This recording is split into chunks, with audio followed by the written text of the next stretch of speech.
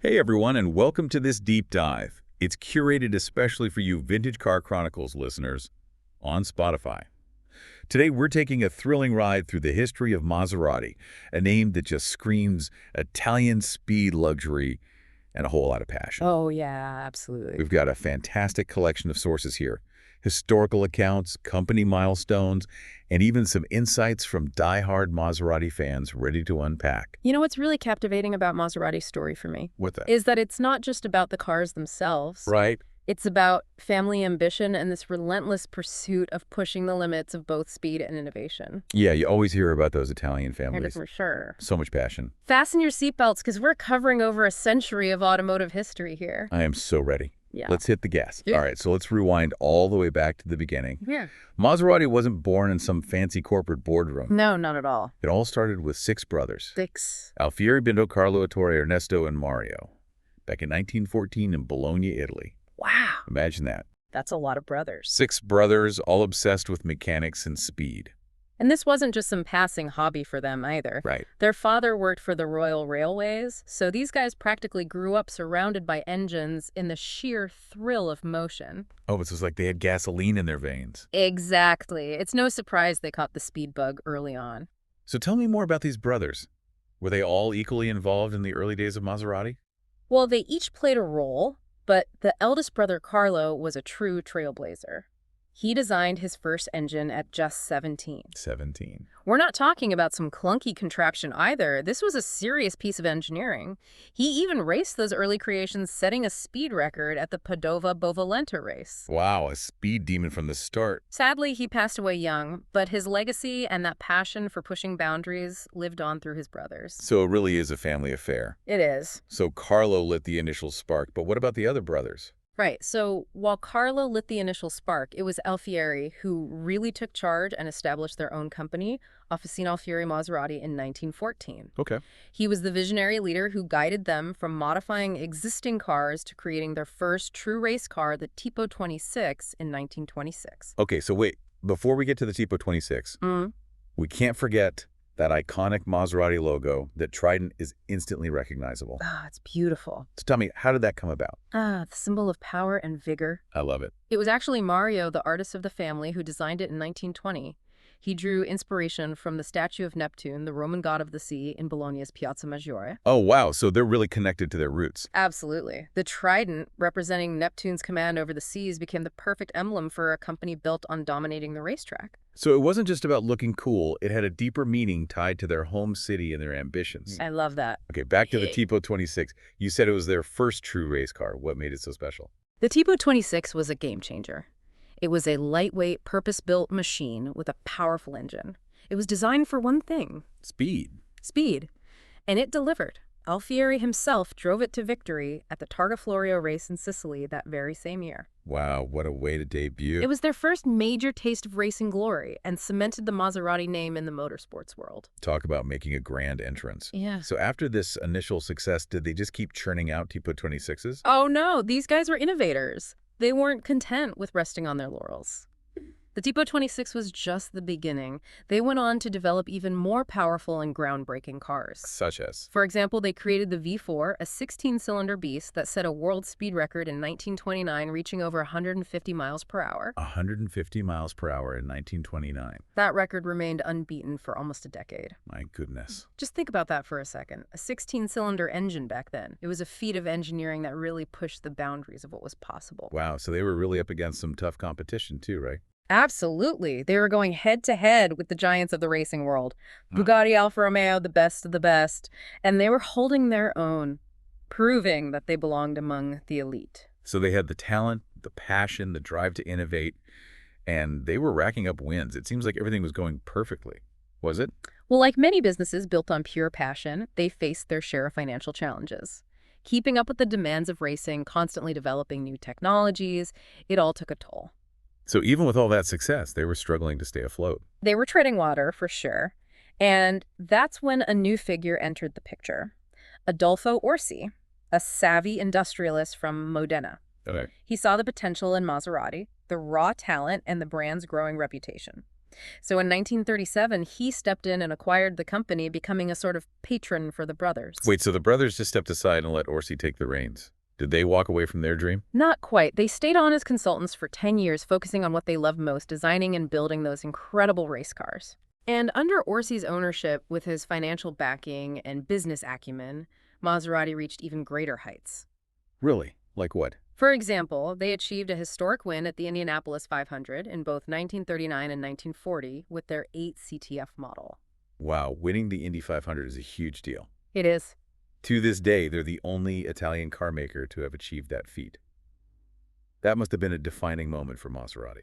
It was. It solidified their place in motorsports history and showed the world what they were capable of. But as we all know, history has a way of throwing curveballs. You're talking about World War II, right? Exactly.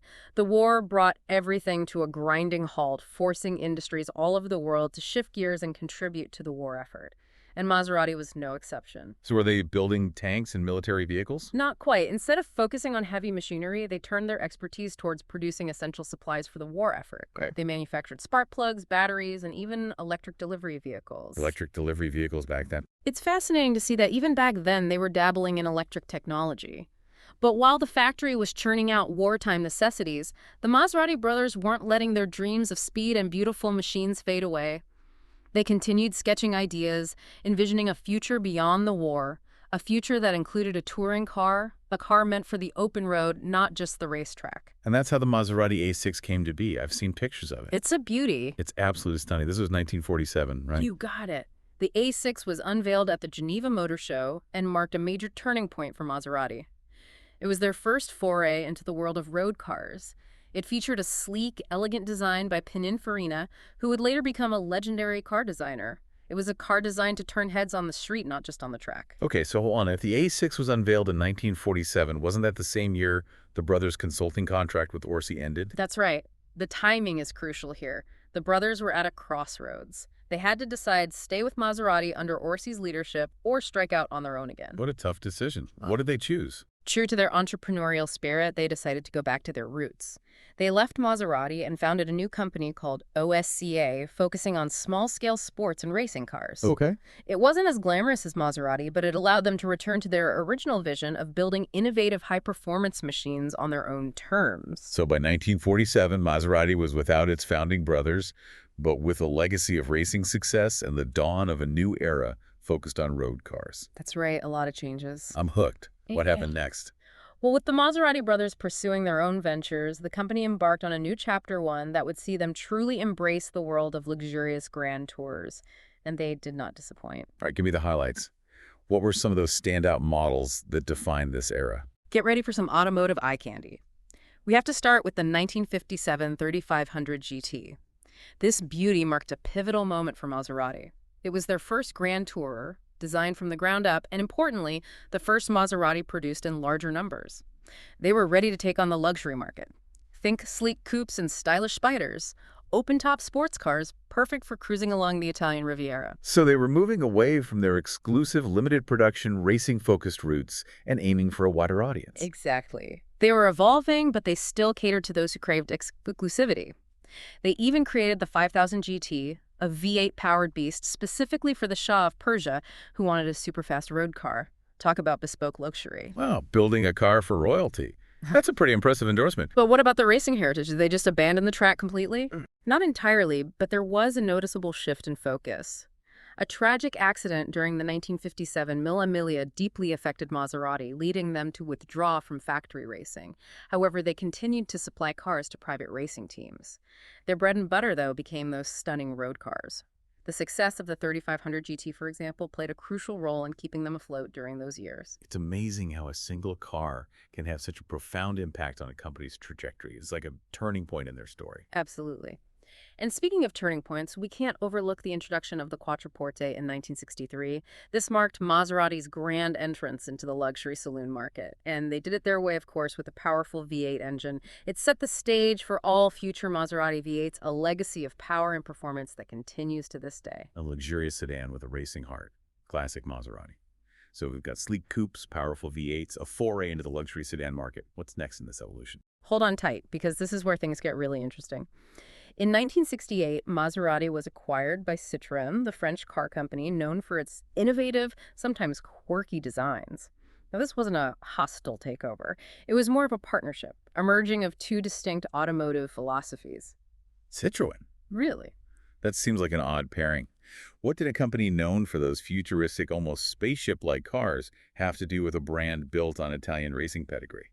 It was an unexpected alliance for sure. Citroën was developing their flagship model, the SM, and they needed a powerful, sophisticated engine to match their ambitious design. Who better to turn to than Maserati, the masters of Italian engine craftsmanship? So they ended up using a Maserati-designed V6 engine in the SM, but the collaboration didn't end there. Maserati, in turn, incorporated Citroën's advanced hydraulic technology, think super smooth suspension and braking systems, into their own cars. That's fascinating. Two very different companies, both renowned for their innovation, finding common ground, and pushing the boundaries of automotive technology. I love it. Yeah. So what kind of cars emerged from this unusual partnership? This period gave birth to some truly remarkable models. The Indy, for example, was a four-seater GT with a classic Maserati V8 that blended performance and practicality. And then there's the Bora Maserati's first mid-engine road car. This was a radical departure from their traditional front-engine designs and a testament to their willingness to embrace new ideas. The Bora. It's absolutely gorgeous. It looks like something out of a science fiction film. It was a game changer both in terms of design and performance. It showcased Maserati's commitment to pushing the envelope and creating cars that were not only beautiful but also technologically advanced. And they didn't stop there. They also introduced the Merak, a more affordable version of the Bora, powered by that same Citroën-derived V6 engine. So they were diversifying their lineup, offering something for different segments of the market, all while maintaining that core Maserati DNA of performance and Italian flair. It sounds like they were on a roll. Was it all smooth sailing from there? Well, you know the saying, what goes up must come down. The 1970s brought some serious challenges, not just for Maserati, but for the entire automotive industry. The 1973 oil crisis hit everyone hard. Suddenly, fuel-guzzling sports cars weren't so appealing, and demand plummeted, especially in their key Italian market. That must have been a devastating blow for all the Italian car makers who were known for their powerful, often gas-thirsty engines. Oh, it was a difficult time, but Maserati, with its reliance on the Italian market and its focus on high-performance vehicles, was hit particularly hard. Sales dried up, and they found themselves facing a financial crisis. So what happened? Did Citroën step in to save the day? After all, they had a stake in Maserati's success. Unfortunately, no. In fact, Citroën itself was struggling and ended up going bankrupt. They were absorbed by PSA Peugeot Citroën, leaving Maserati in a precarious position. By 1975, the once mighty Maserati was on the brink of liquidation. Liquidation, wow, that sounds dire. Were they about to disappear altogether? It certainly looked that way. The future seemed bleak for this iconic Italian brand. But just when all hope seemed lost, a new figure emerged ready to take on the challenge of reviving Maserati. Alejandro de Tomaso, an Argentinian industrialist and former racing driver with a passion for Italian cars. This is giving me serious knight in shining armor vibes. De Tomaso swoops in to save the day. He did. De Tomaso saw the potential in Maserati, the heritage, the craftsmanship, the racing spirit. He acquired the company in 1975, injecting much-needed capital and bringing his own vision for the brand's future. But he also made some tough decisions, some that were considered controversial at the time. Like what kind of changes did he make? One of his first moves was to let go of longtime chief engineer Giulio Alfieri. Alfieri had been a key figure behind many of Maserati's iconic cars, including the legendary Tipo 61 birdcage. It was a bold, some might say risky move, but De Tomaso was determined to put his own stamp on the company and guide it in a new direction. Wow, that's a big change. So what was De Tomaso's plan? Did he stick with those fuel-efficient V6s, or did he go back to the big, powerful engines that Maserati was known for? He had a different strategy in mind. He wanted to broaden Maserati's appeal to make them more accessible to a wider audience without sacrificing performance. His vision led to a shift in focus towards compact front-engine rear-drive coupes.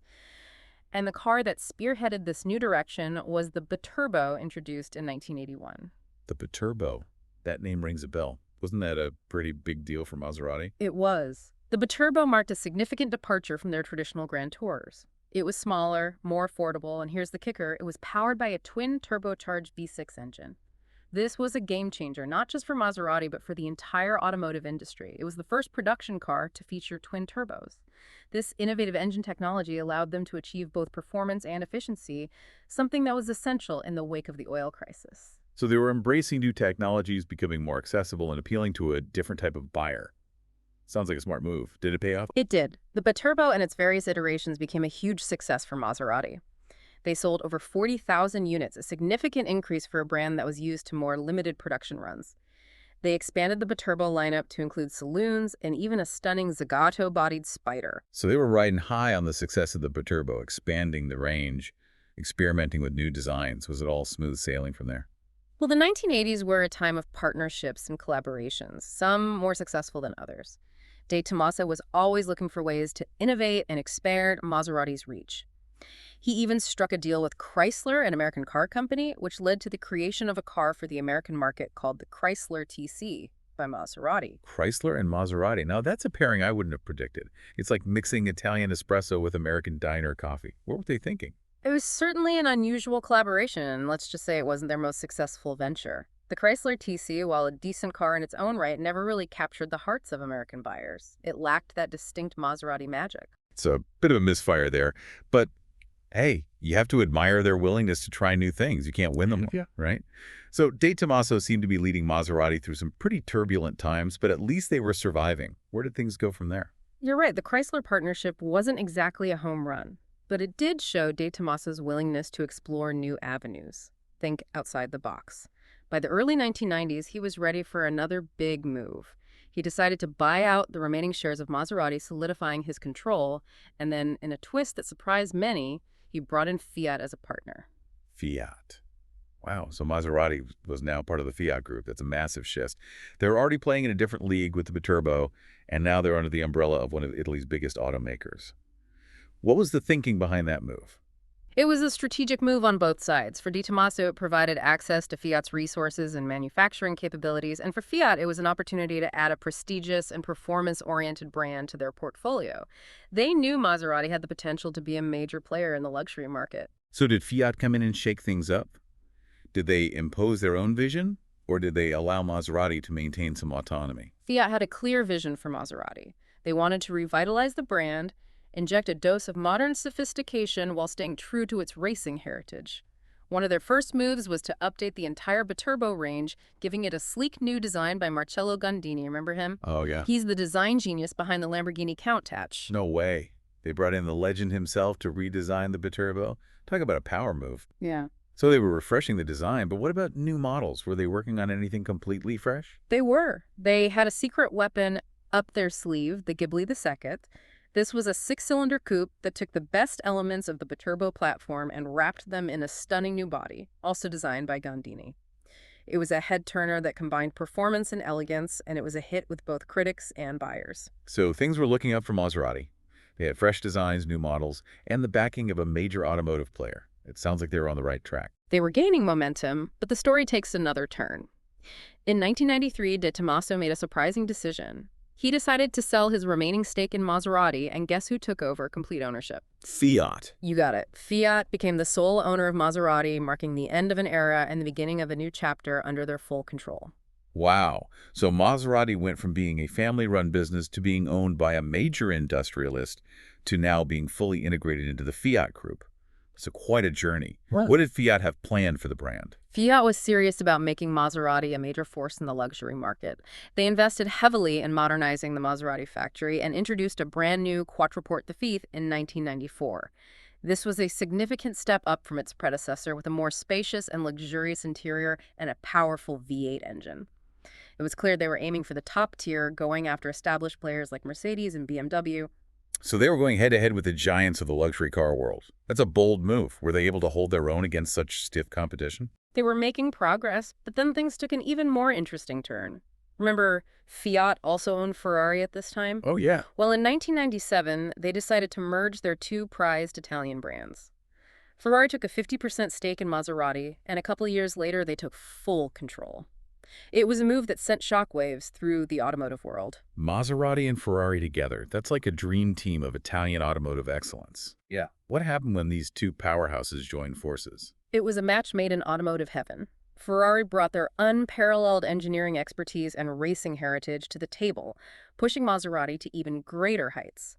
This era saw the birth of some truly iconic models like the stunning 3200 GT, a two-door coupe with a powerful twin-turbocharged V8 engine derived from the Shamal, a hidden gem from Maserati's past. Hold on, you mentioned the Shamal. I don't think we talked about Am that. I right? We skipped over that one. The Shamal was an 8-cylinder Grand Tourer introduced in the late 80s, a bit of an underdog in Maserati's lineup.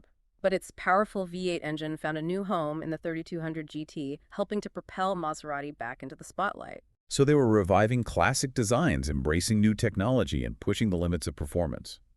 It sounds like a golden age for Maserati. It was. And that momentum continued with the introduction of the MC12 in 2004. This was a limited production supercar built in collaboration with Ferrari, with a chassis and engine derived from the legendary Enzo Ferrari. The Enzo, wow. It was a halo car for Maserati, showcasing their capabilities and re-establishing them as a force to be reckoned with in the supercar arena. They even used the MC12 to return to racing after a long hiatus competing in the FIA GT Championship. Wow, they were playing in the big leagues now. So under Ferrari's guidance, Maserati was experiencing a renaissance combining luxury performance and a renewed racing pedigree. Absolutely. But as with all things in the automotive world, change is inevitable. In 2005, Fiat restructured its brand portfolio, and Maserati was separated from Ferrari, partnering instead with Alfa Romeo, another iconic Italian brand. Interesting. So they were still part of the Fiat group, but now aligned with a different but equally prestigious partner. What did this new partnership mean for Maserati? This partnership marked a shift in focus towards more volume-oriented models while still maintaining Maserati's core values of luxury and performance.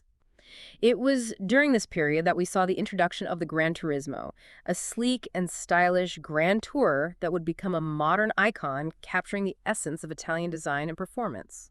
The Gran Turismo is a true beauty.